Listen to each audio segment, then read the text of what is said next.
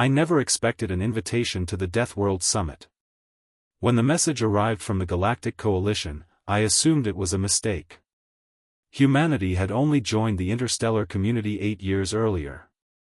We were still considered newcomers, interesting, resilient, and slightly unpredictable, but hardly important enough to attend a gathering reserved for representatives of the galaxy's deadliest worlds. Yet the invitation was real. I was selected to represent Earth. The summit took place on Charon Prime, a planet famous for crushing gravity, poisonous storms, and predators large enough to swallow transport vehicles whole. According to the Coalition, only species from true Deathworlds could survive there comfortably. As I stepped off the shuttle, several alien delegates stared at me. One of them, a towering reptilian named Vrax, laughed. The human came without environmental armor? I smiled. Should I have brought some? More laughter followed. To them, Earth barely qualified as a death world. Its gravity was moderate compared to theirs. Its predators were mostly confined to wilderness regions. Its atmosphere didn't melt skin or dissolve bone. They believed humanity was attending as a curiosity. That assumption would not last long. The summit began in a massive chamber carved directly into a mountain. One by one, delegates described the horrors of their home planets. A crystalline species survived radiation levels that would kill most life. An insectoid civilization evolved amid continent-sized volcanic eruptions. The reptilians of Vrax's world hunted armored beasts with claws longer than swords. Each presentation was greeted with admiration. Then my turn arrived. I walked onto the stage. "Greetings," I said. "I represent Earth." Polite silence filled the room. A giant screen appeared behind me. "Earth has no global acid oceans," I began. "No permanent radioactive deserts. No predators the size of skyscrapers." Several delegates nodded smugly. Then I changed the slide. Instead, Earth specializes in variety. Images flashed across the screen. Hurricanes. Tornadoes. Earthquakes. Tsunamis. Volcanoes. Blizzards. Deadly heat waves. The room grew quieter. "On our planet," I continued, "the environment doesn't choose one way to kill you. It experiments." A few delegates shifted uncomfortably. I advanced another slide. Venomous snakes. Poisonous spiders.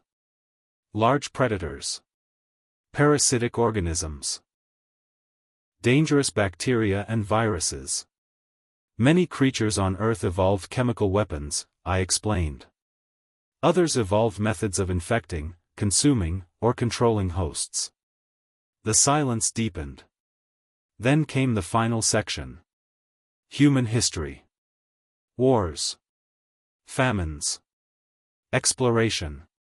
Scientific breakthroughs. Spaceflight. Colonization efforts. I looked directly at the audience. Our greatest threat was never our environment. Confused murmurs spread through the chamber. It was ourselves. The next slide displayed a timeline of human conflicts. Millions of casualties. Technological revolutions driven by necessity. Entire civilizations rising and falling. The delegates stared in disbelief. "You mean your species survived all this?" one asked. "Yes." "And continued advancing?" "Yes." Vrax leaned forward. "You adapted to every disaster?" "Most of them." The reptilians' confidence began to fade. Then a coalition official stood. "There appears to be an error in the records." The room froze. "What kind of error?" someone asked. The official swallowed. "The classification system measures environmental danger separately from behavioral danger." I suddenly understood where this was going. The official continued. "If both categories are combined, Earth exceeds every known death world by a significant margin. For several seconds, nobody spoke. Then the chamber erupted into shocked conversation. Delegates reviewed data frantically. Some stared at me as though I were a predator disguised as prey. Others simply looked terrified. Vrax approached me after the session ended. "You knew this would happen." I shrugged. "I suspected." He stared at me for a long moment. "We invited humans here to learn how your species survives a moderately dangerous world." And? The massive reptilian released a nervous hiss. "We accidentally invited the most dangerous species in the galaxy." For the first time that day, I understood why everyone suddenly kept their distance.